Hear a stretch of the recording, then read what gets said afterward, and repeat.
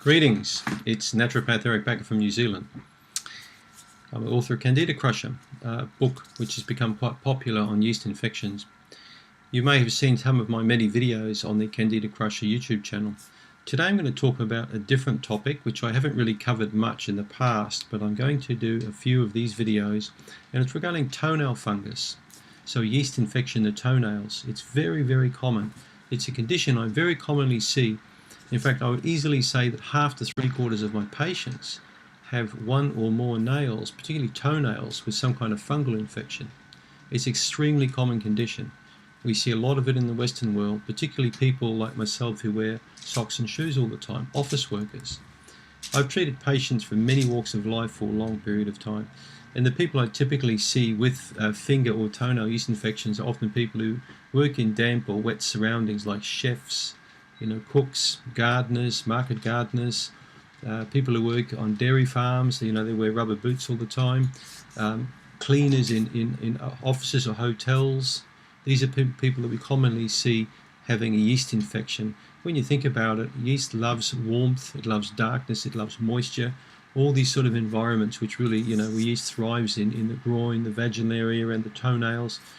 Toenails fungus is more common than fingernail fungus, so I do see quite a bit in people with their fingernails as well. It's commonly mistaken, in fact, for psoriasis of the nails, when in fact it's not psoriasis, it's actually a yeast infection. There are various kinds of species of yeast that live around the fingernail, under the fingernail. So let's look at some of the common causes of toenail fungus. Well, I think the number one cause is people wearing sneakers and socks prolonged. Women wearing pantyhose, or providing an environment where this yeast can thrive. So if you wear socks, you need to take them off regularly. If you can walk barefoot in your office, like me, I'm lucky, you wouldn't know, but I've bare feet, so I like walking around bare feet in my office. If I'm seeing patients, naturally I'll have socks and shoes on, but I try and take my socks and shoes off for most of the time and just have bare feet, or some leather sandals that I like to wear around the place for airing out the feet. So feet, really like hands, need to have lots of air flowing around them, some sunlight exposure. And this is why you're going to typically see more toenail fungus than fingernail fungus. We don't often wear gloves on our hands, and if we do, we take them off. But we wear socks for 8 to 10 hours a day all the time. So this is a typical cause, okay?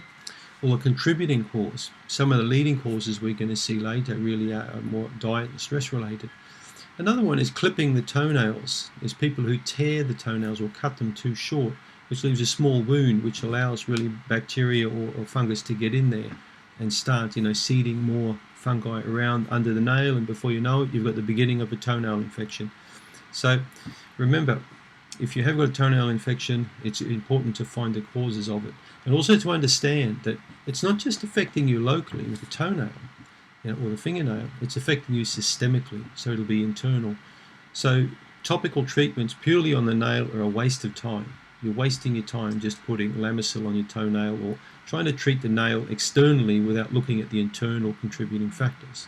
Very smart move if you do internal treatment and external treatment, because this is how you're going to really nail, pardon the pun, the nail infection, okay?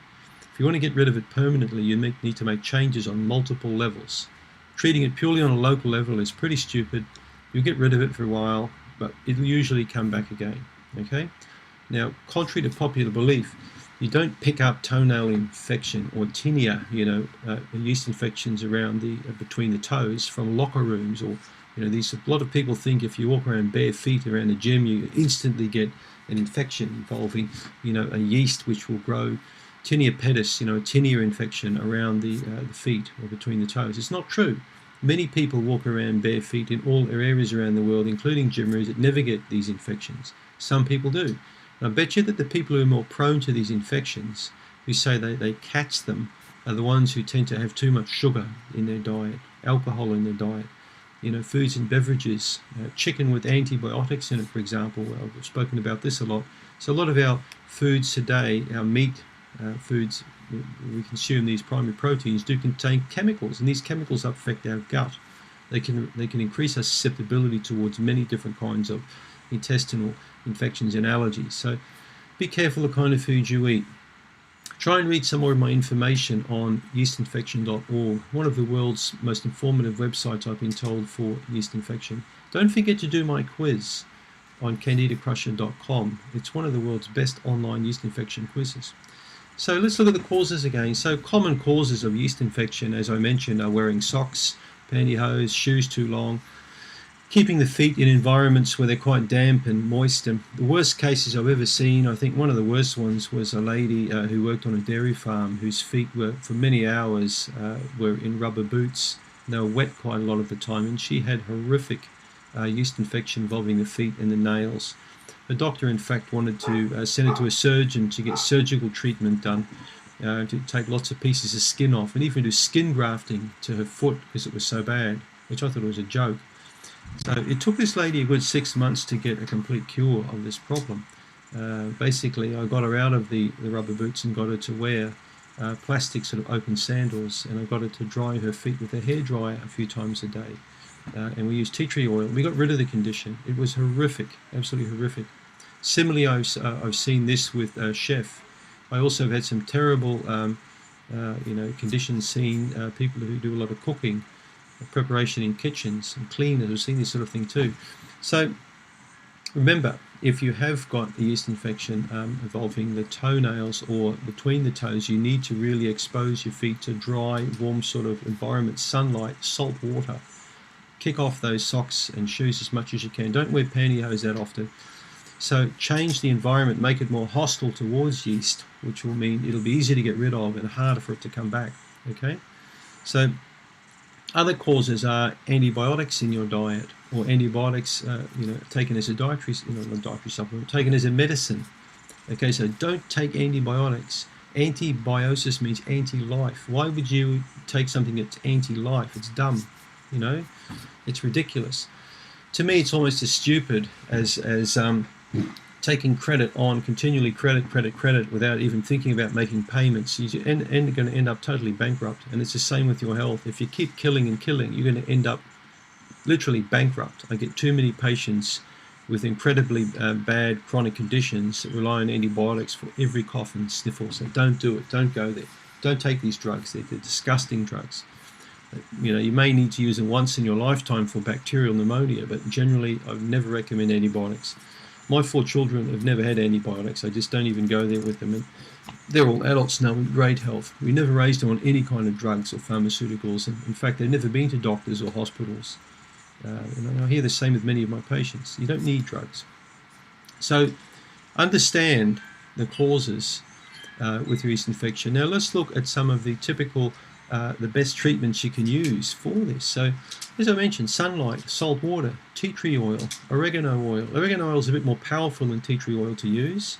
You sometimes don't really need to go for powerful treatments. 1 drop of tea tree oil on each affected nail. Cut the nail very short, get the tea tree oil around the nail margin, and just put 1 drop on the nail every single day. Persistence breaks resistance.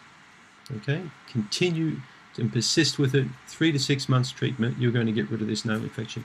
I'm going to read you out now of my book, the 10 quick tips for nail yeast infections. So this will reduce your chances of getting a recurring fungal infection. Okay, so I highly recommend you follow these 10 rules. Okay, let's start. This is out of Candida Crusher. Keep your hands and feet clean and dry. All right, with your toes, again, after a shower, towel dry, and even use a hairdryer to really thoroughly dry the feet. Don't wear socks in bed, all right? If you've got cold feet, get your thyroid checked out. There could be a problem there, but you should never wear socks in bed. Dumb idea. So also gloves. Try not to wear gloves continually, and if you do, make sure you dry your hands thoroughly after you use them. So hot, sweaty hands need to be cleaned a few times per day, then dried out. Number 2, go barefoot. So go barefoot as much as you can. Sand, sun, and salt. The 3 key things which I like people to get involved in. So a couple of times a week, if you can, in summer, go to the beach and walk around in the margin of the sand in the ocean. You'll find you'll get rid of this nail infection pretty quick. All right. Sunlight. Sunlight is very hostile towards yeast infection. So for jock itch, for toenail fungus, even for psoriasis, sunlight proves to be a very powerful ally, in your quest to get rid of a toenail fungus or a yeast infection. So make sure you use the sun quite a lot, okay? So 15 minutes a day. An exposure in the middle of the day for a few minutes is fine, as long as you're not in too long, but preferably around 10 or 3. Okay, 10 a.m., 3 p.m. is a good time to do it. Replacing your socks every day. Never wear the same pair of socks twice in a row. Cotton socks to absorb moisture. Never wear nylon or poly blends. Just wear pure cotton socks every day. Chuck them in the bin with a bit of bleach in there and keep putting clean, fresh socks on.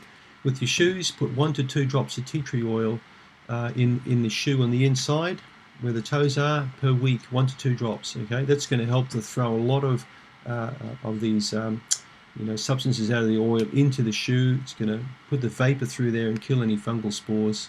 It's a clever idea to do. Rotate your shoes too, another good idea. So have 3 or 4 pairs of shoes and always rotate them. Don't wear the same pair of shoes continually for weeks on end. Maybe 1 or 2 days, stick them out, let them air out with a bit of tea tree oil. Next pair of shoes. Clever move. Okay, so also sandals. Now many people rotate. So many people with bad toenail fungus have the same pair of shoes they will wear continually. Use natural remedies and drop the drugs. You don't need drugs. Lamisil, drugs like that, just can these drugs. Use tea tree oil. Another one you can do is put some crushed garlic on a really bad toe. You can actually crush garlic and get the juice out of it, and that's extremely powerful for a fungal toenail infection. Okay, foot spa or foot bath, very clever idea. You can, with a foot bath, you can actually put a little bit of water-soluble tea tree oil or just pure tea tree oil in the foot bath. Works quite well. Some patients I know use apple cider vinegar in the foot bath and a bit of tea tree oil. Colloidal silver. You know, there are many solutions for you to use to get rid of a yeast infection of the nails. Tea tree oil, I think, is one of the best. Make sure it's Australian tea tree oil, Melaleuca alternifolia. The best tea tree oils in the world are grown in New South Wales in Australia, and they come from the Ballina region. Ballina. Thursday Plantation is one of the best. A very, very clever product to use. The Australian government, in fact, found tea tree oil so powerful, the soldiers who went out on the First World War were issued with a bottle of tea tree oil in their kit. Did you know that? Incredible. So, you know, the medicos back then knew of the power of tea tree oil. So these guys going off to, you know, places like Turkey to fight had tea tree oil in their kit bag. Lots of soldiers who went to the Vietnam War in the 60s also took tea tree oil with them. So it shows you how powerful this is for people on a government level to make the recommendation. Be cautious of artificial nails and nail salons. Now watch out, these places are toxic dumps. You shouldn't really go there. They stink of toluene and all these filthy chemicals. They're not really good places to go to. There's also a risk of contamination, you know, there. So be careful. You could actually pick up a nail infection from these sort of places. And it's not really good to sit in a toxic environment and breathe all those chemicals in. Crushed garlic. I've already mentioned crushed garlic. But the 10th one is never, never, never, never give up. Okay? Don't give up. Always keep on keeping on. You will get rid of this infection. If you treat internally effectively, all right, with the Candida Crusher diet or the MEVI diet, the meat, eggs, vegetables and yogurt, you eat special antifungal foods, which I've outlined in my book.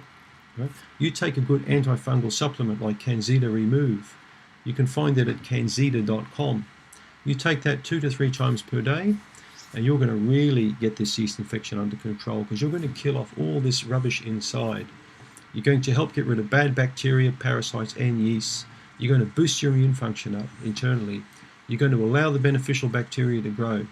And that coupled with the local treatment is very smart. But even better is try and understand the role that stress plays with yeast infection. I've just had Skype consultations with 3 or 4 American patients today that work and live under high stress situations. 2 of them out of 3 were divorced. It was a terrible situation to be in, you know. One guy said to me, when my marriage fell apart, that's when my health fell apart. I hear this routinely from people. One of the biggest stresses in our lives are people, all right? Especially dysfunctional relationships with partners or employees or employers or with our children. So when you have these problems, they manifest like that, they have quite a powerful effect on making us not feel good about our lives. These things affect our stress axis, our ability to produce, you know, maintain good hormonal levels to combat things like infections. So if you really want to get down to it and do a good job of eradicating a yeast infection, whether it's vaginal, toenail, scalp, jock itch, I don't care what it is, you need to give your immune system the best possible chance of being a powerful ally in your fight against this infection. And how are you going to do it? understanding the relationship with stress, best kept secret. Understand that, how the adrenals and thyroid need to function optimally to power your immune system up to get rid of any kind of infection, including cancers, right? We know that 90% of cancers basically now can basically be prevented with diet and lifestyle. So that's a pretty powerful statement, and if you go online, do some searches, you'll find what I'm saying is correct. So if diet and lifestyle can help us reduce the incidence of cancer, surely it should help us to prevent from getting something like a yeast infection. So I hope I've given you enough information today, to give you a good heads up on how to get rid of how to nail your nail infection. Pretty lame, isn't it? So don't use drugs. Use natural medicines. You'll feel better in the long run, won't create any toxic side effects. Understand that persistence breaks resistance. Please do my Candida survey on candidacrusher.com. Check out yeastinfection.org. And if you want the best antifungal on the market, check out Candida.com. It took me a long time to make this product. I'm proud of it. We're getting stunning feedback from it, including many patients from countries around the world who've got toenail yeast infection. So that's going to wrap up my YouTube video today. Thank you so much for tuning in.